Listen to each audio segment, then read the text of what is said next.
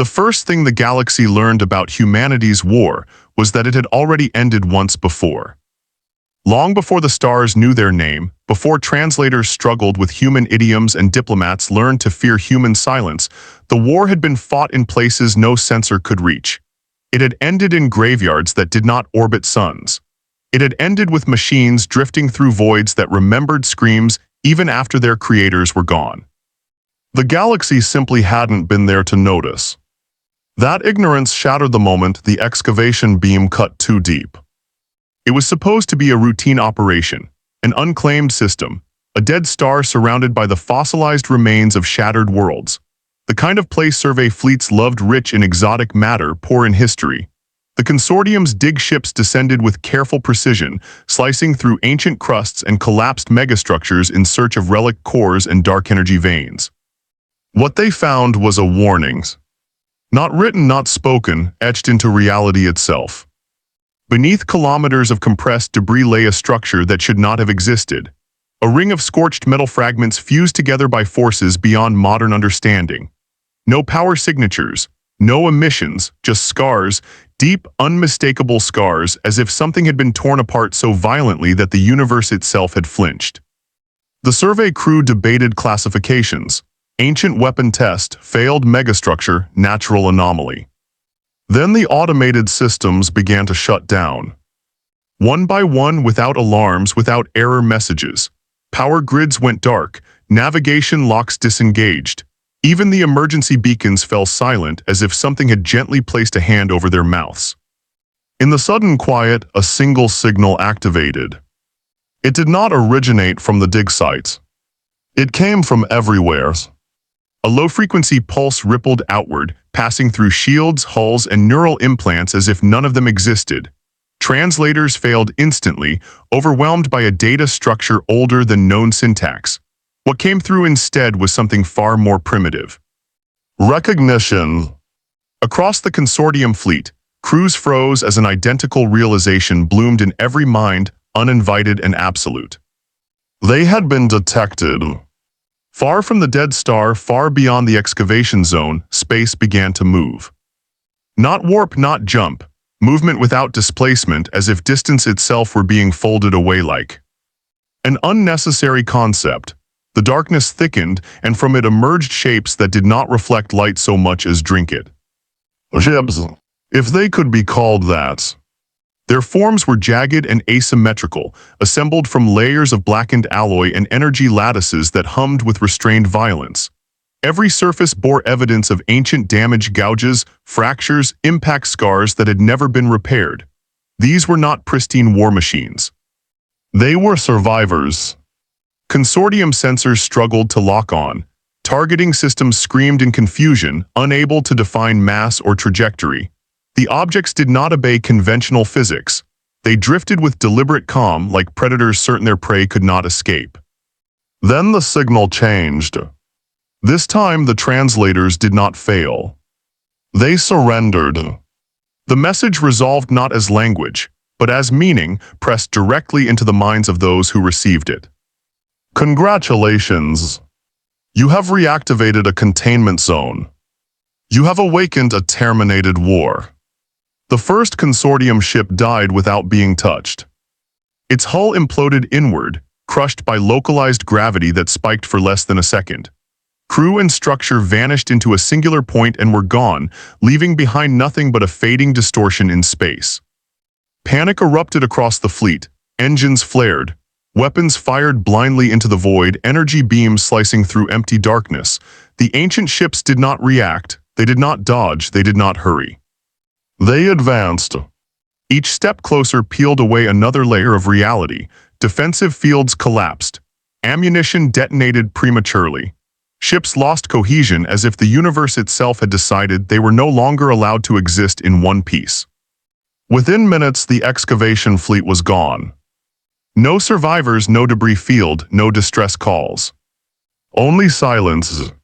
And a single outbound transmission, piggybacking on the dying echo of the excavation beam, racing outward at impossible speed.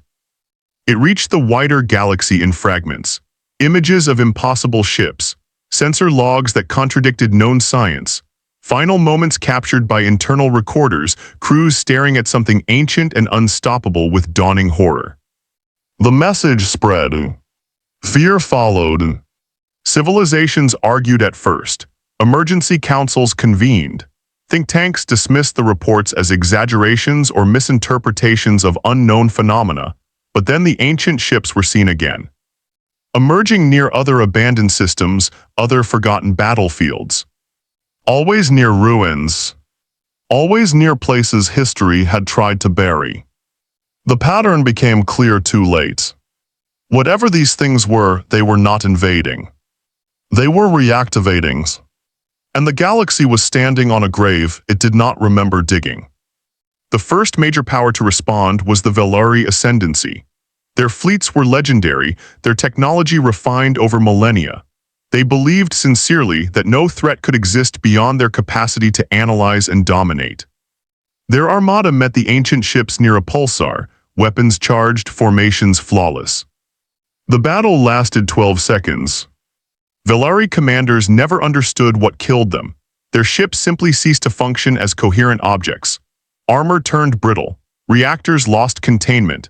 Neural-linked crews suffered cascading cognitive failure as something reached into their systems and rewrote assumptions they didn't know they were making.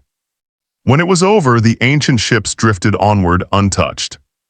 The galaxy began to whisper a name for them. The Dead.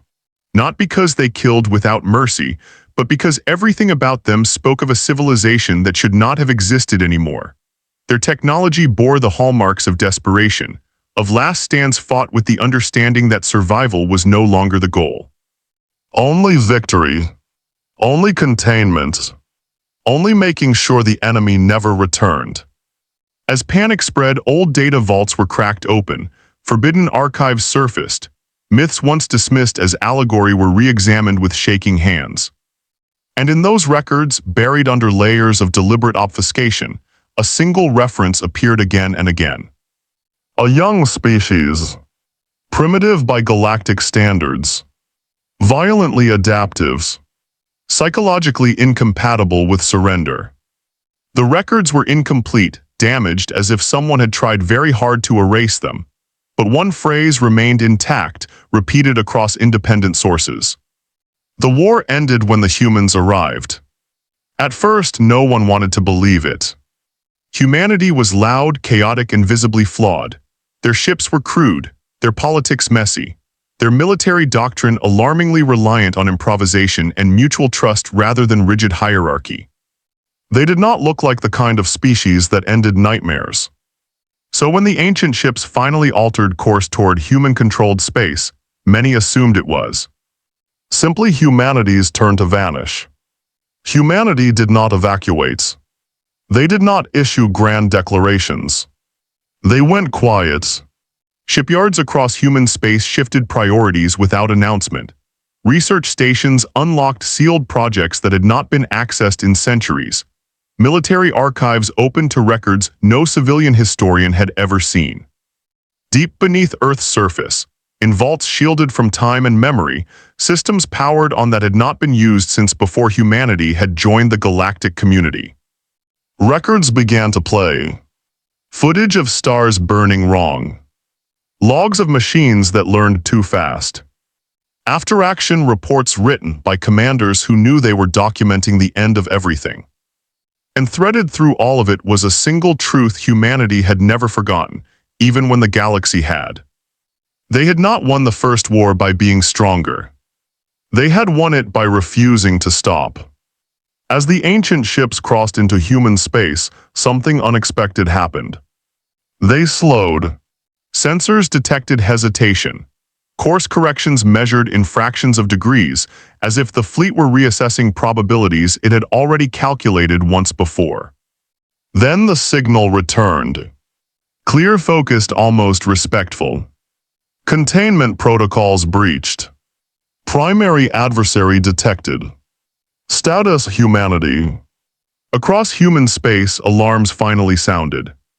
Not warnings. Homecoming bells. Because humanity recognized the ships immediately. They had built them. And the war the galaxy had just stumbled into was not a new one at all. It was a war humanity had promised would never begin again.